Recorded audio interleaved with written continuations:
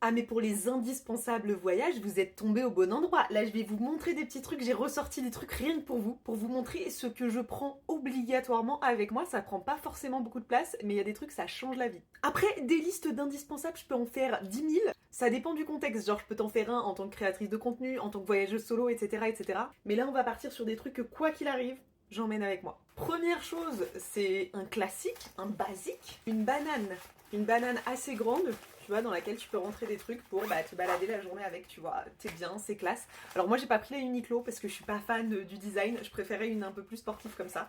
Mais voilà, une banane classique, simple, je la porte quasiment tout le temps comme ça. Mais il m'arrive des fois de la porter comme ça, genre comme un sac à main. Ensuite, une banane étanche, ou en tout cas un sac plastique étanche dans lequel mettre vos affaires en cas de pluie. Parce que imaginons, vous vous baladez dans la rue, vous êtes content, surtout quand vous allez en Asie et qu'il peut y avoir parfois la saison des pluies ou alors des grosses averses que tu prévois pas et que tu peux pas t'abriter. Ça, tu mets tes documents importants dedans, ton passeport, ton argent, tes trucs comme ça, tes cartes, tu mets là-dedans, comme ça, même si tu finis trempé comme un chien, au moins tes affaires importantes sont protégées. Alors ça suffit, moi j'en emmène toujours au cas où. Mais là j'ai acheté une banane pour pouvoir mettre en fait autour de ma taille quand je vais me baigner. Parce que je vais voyager solo, mais il y a des endroits là où je vais aller sur des îles, etc. Il est possible que j'aille me baigner. Sauf que si je suis dans des endroits touristiques où il y a du monde, j'ai pas trop envie de laisser mes affaires sur la plage toute seule, tu vois. Donc pour mettre mon téléphone, mes petites affaires là-dedans. Sachant que j'ai aussi une pochette pour téléphone. En parlant du téléphone, des sangles pour téléphone. Alors je viens de me racheter celle-ci, mais j'avais celle-ci sinon.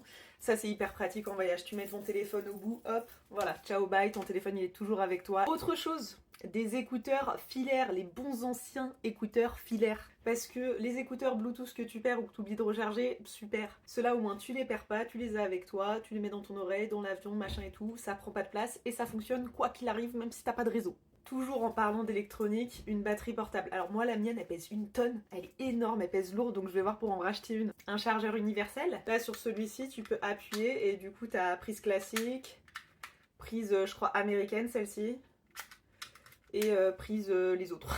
Toujours le téléphone, vous allez prendre plein de photos, plein de vidéos, 10 000 photos du même temple, 10 000 photos de la même plage, vous allez plus avoir de stockage. Et quand tu vas vouloir prendre des photos et qu'on va te dire absence de stockage, t'as les boules. Donc tu prends ça. Tu prends un adaptateur que tu peux brancher à ton téléphone et qui se transforme en USB. Ça prend pas de place, hein, t'as vu? Ça va te sauver la vie. Ça, c'est le truc qui va le plus te sauver la vie.